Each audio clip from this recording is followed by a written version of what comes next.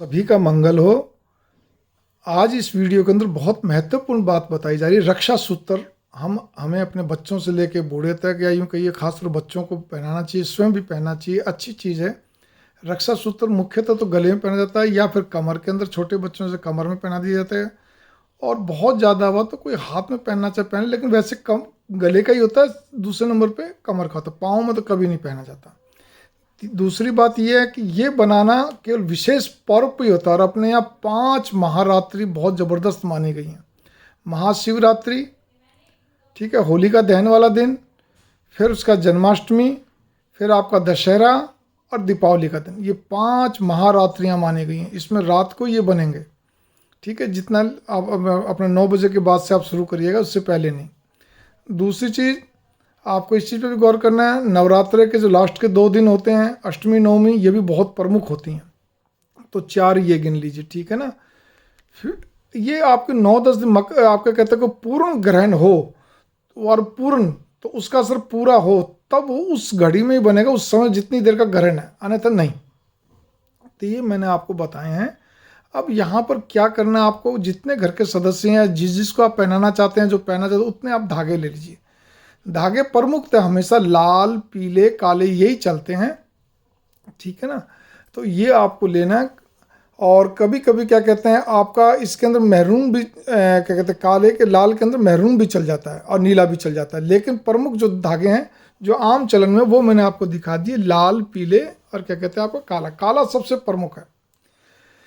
इससे बढ़िया रक्षा सूत्र हो नहीं सकता, जिसमें आपकी निष्ठा, आपकी श्रद्धा, आपका जब तब सब कुछ उसी में रहेगा। लेकिन आपको शांत भाव से दीपक जलाकर, पानी का एक लोटा रखकर, ठीक है, उसमें, और वो आपको रखना है। इस चीज़ पे आप गौर कर लीजिए आप।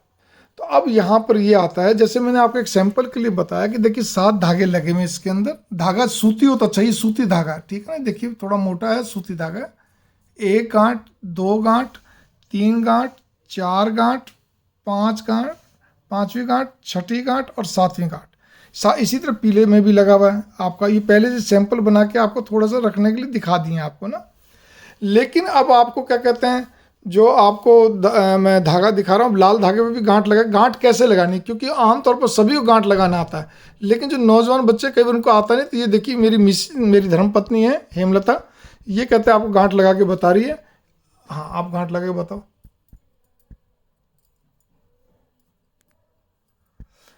गांठों में गैप कितना भी हो, और चाहे बिल्कुल आधे सेंटीमीटर का हो चलेगा, और या उससे भी ज़्यादा हो, उससे फ़र्क नहीं पड़ता। फ़र्क इस चीज़ से पड़ता है कि आपकी 7 गांठों में 8 नहीं और 6 नहीं हो, बस इतना ध्यान कर लीजिए। ये ज़रूरी फ़र्क है, और मुख्यतः गले में पहना जाता है, ठीक है। आपका सबसे बड़ी चीज़ यहाँ पर ये आती है कि इनको गांठ लगाने का तरीका क्या, बस ये देख लीजिए। ये तो आपको वो बता दिया कैसे लगाएंगे, कैसे क्या करेंगे। और आपको उसी दिन ही पहनाना। कोई बच्चा या कोई परिवार का सदस्य अगर घर से बाहर है तो बात एक अलग है, वो जब आएगा जब भी पहना जाएगा। आप जितने सदस्य हैं उतने धागे आप ले सकते हैं, और एक्स्ट्रा भी रख सकते हैं, ताकि कोई एक आधा गुम पड़ जाए, कट जाए, खराब हो जाए, तो आप उसको दोबारा से पहना सकते हैं। तो आपको बार बार ये क्या कहते हैं कि पर्व बहुत लंबे लंबे समय में आते हैं ना, इसीलिए ये इतने मुख्यतः पर्व शक्तिशाली पर्व होते हैं, शक्तिशाली रात्रियाँ होती हैं, मंत्र सिद्धि के लिए भी, हर तरह की सिद्धि के लिए, अच्छे कार्य के लिए।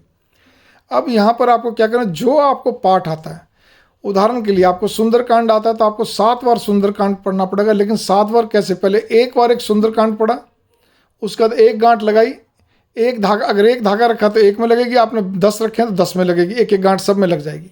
इसी तरह आपको 7 बार 7 सुंदरकांड अलग अलग पढ़ने हैं, और अलग अलग धागे में क्या कहते हैं गांठ मतलब लगाए चलनी। फिर से समझ लीजिए, हम जो भी पाठ करते हैं, नारायण कवच, राम रक्षा स्तोत्र, हनुमान चालीसा, या क्या कहते हैं आपका शिव महिमन स्तोत्र, सुंदरकांड, कुछ भी हो, हनुमान बाहु को, जो भी कुछ आप दुर्गा जी का पढ़ते हैं, ठीक है ना।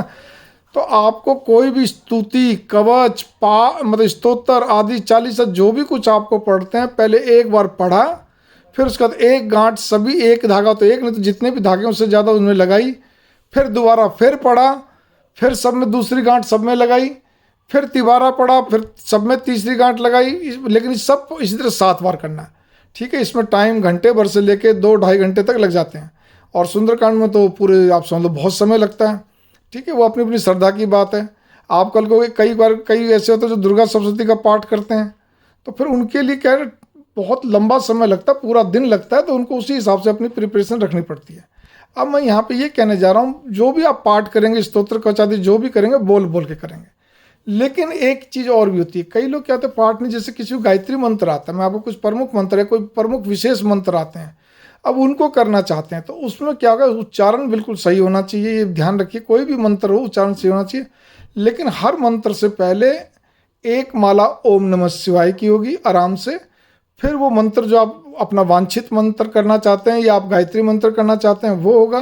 फिर उसका फिर क्या कहते हैं आपकी जिसको कहना चाहिए कि ओम नमः शिवाय की फिर एक माला होगी। इस तरह करके आपको करने हैं सारे के सारे। जैसे उदाहरण के लिए ओम नमः शिवाय, ओम नमः शिवाय आपने एक माला करी, फिर उसके बाद आपने गायत्री मंत्र करा या महामृत्युंजय मंत्र करा या आपको कोई विशेष मंत्र और कोई आपका सा आपने वो करा, ठीक है ना, किसी भी देवी का किसी भी देवता का आपने करा, ठीक है, और करके फिर उसका फिर एक माला फिर ओम नमः शिवाय करी और एक गांठ आपने लगाई।